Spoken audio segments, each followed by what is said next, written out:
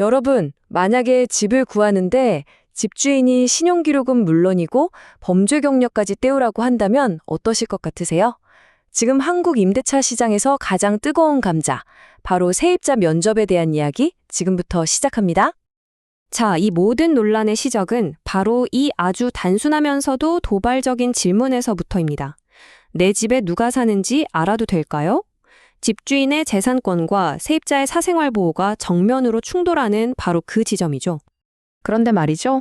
최근 국회 국민동의청원에 정말이지 전례가 없던 제안이 하나 올라왔습니다. 바로 공식적으로 세입자 면접을 도입하자는 건데요.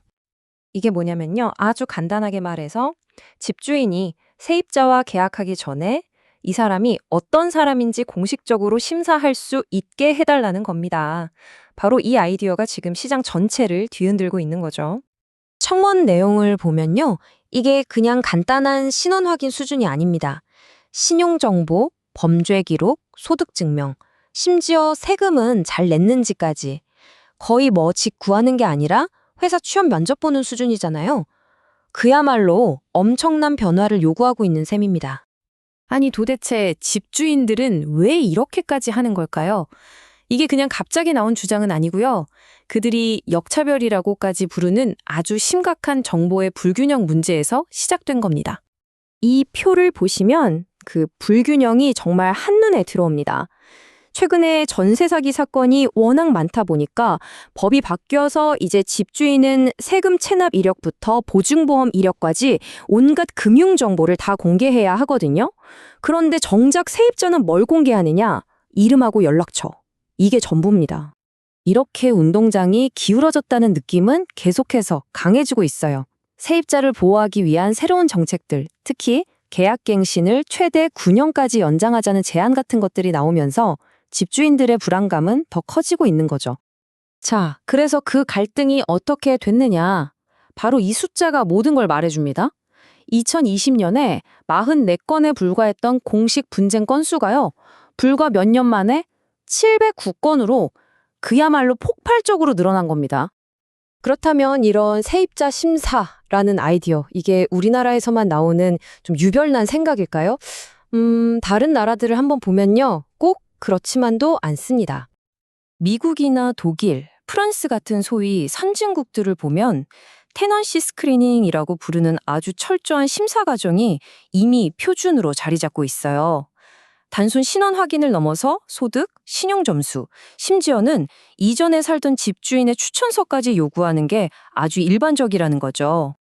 이게 어느 정도로 치열하냐면요. 실제로 프랑스에서 집을 구해본 한 한국인 파티 씨의 경험담을 들어보면 정말 실감이 납니다. 아파트 하나를 두고 경쟁자가 30명이나 몰려서 온갖 서류를 다 준비해야 했다고 하니까요.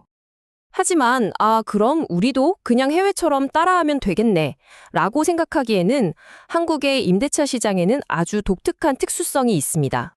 바로 전세 제도죠. 수십 년 동안 한국 시장은 이 전세가 중심이었습니다. 집주인이 수억 원에 달하는 큰 보증금을 이미 받아놓고 있으니까 사실 세입자가 월세를 밀릴 걱정이 거의 없었잖아요. 그러니 굳이 세입자를 깐깐하게 심사할 필요성도 덜했던 겁니다. 그런데 바로 이 판도가 바뀌고 있다는 게 핵심입니다. 시장이 전세에서 월세 중심으로 아주 빠르게 이동하고 있거든요. 그러다 보니 집주인 입장에서는 이제 매달 꼬박꼬박 월세를 잘 낼 수 있는 사람인지가 너무나도 중요해진 거죠. 이렇게 집주인과 세입자 사이의 갈등이 깊어지니까 아주 재미있는 현상이 나타나고 있습니다. 정부의 규제가 아니라 시장 안에서 직접 해결책을 찾아내려는 움직임이 시작된 거예요. 한 스타트업이 상호 검증 서비스라는 아이디어를 내놨는데요. 방식은 이렇습니다. 먼저 1단계에서 집주인이 자기 집과 관련된 재산 정보를 플랫폼에 올리고요.